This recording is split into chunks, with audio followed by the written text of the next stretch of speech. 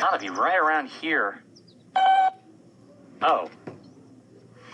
Dear Tim and Moby, can you tell me about the 3 branches of the U.S. government?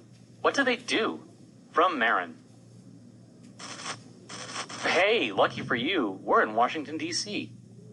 When the Constitution was drafted, the framers divided the federal government's powers between the legislative, executive, and judicial branches. The Capitol building is home to the legislative branch of government. That's Congress. The United States Congress writes our nation's laws. The Congress is made up of the House of Representatives and the Senate. Both are made up of people from every state. There are a total of 435 seats in the House of Representatives. The number of representatives sent to the House varies from state to state. The bigger the state's population, the more representatives it gets. The Senate always has 2 representatives per state. So, with 50 states, that makes 100. Voters elect 2 senators from each state, regardless of population size. Well, the Senate and the House work together, but they have different powers. Both the House and the Senate can introduce bills that become laws. But only the House can introduce bills that have to do with government spending. The Senate has authority over treaties with other countries. It also gets to approve or reject judges and other people nominated by the president. Our legislative branch helps build our laws in a way that serves every corner of our nation. The executive branch includes the president, the vice president, and the heads of various departments and agencies. The executive branch carries out laws and approves and recommends new ones. It also directs national defense and foreign policy. The president is commander-in-chief of the military. A group of advisors called the cabinet helps the president make decisions. They run different agencies and give advice on everything from foreign affairs to education. The executive branch has grown very powerful since our nation was formed. Today, the president is probably the most influential person in the country, and maybe the world. Still, the president only gets 2 4-year terms at most, and then it's time to give someone else a shot. Finally, the judicial branch is headed by the Supreme Court and its 9 justices.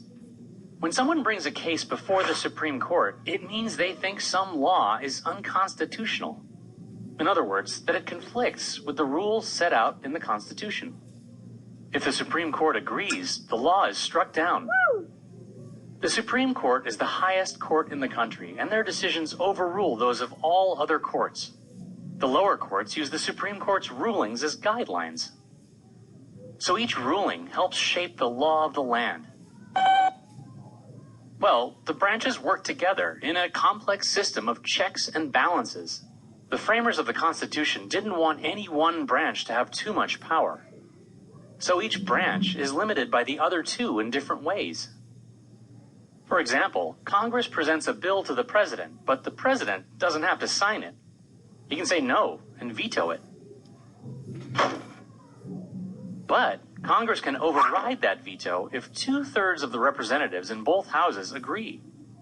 Then the bill becomes law. But if the Supreme Court decides that the law is unconstitutional, then that law is out of here. In addition to the checks and balances associated with laws, there are others. Each member of the president's cabinet has to be approved by a majority of the Senate. Supreme Court justices serve for life, but first they have to be appointed by the president and approved by the Senate. Congress can also remove Supreme Court justices from their posts through a process called impeachment. The office of the president may be a powerful one, but the Supreme Court can declare the president's actions unconstitutional. And Congress can actually remove the president from office via impeachment. I think you get the idea. The checks and balances and separation of powers help keep our federal government in balance. Change happens slowly and deliberately, and only when a lot of people agree on it. Well, I don't think there's anything in the Constitution that says that robots can't run for public office. Would I vote for you? I'm too young to vote.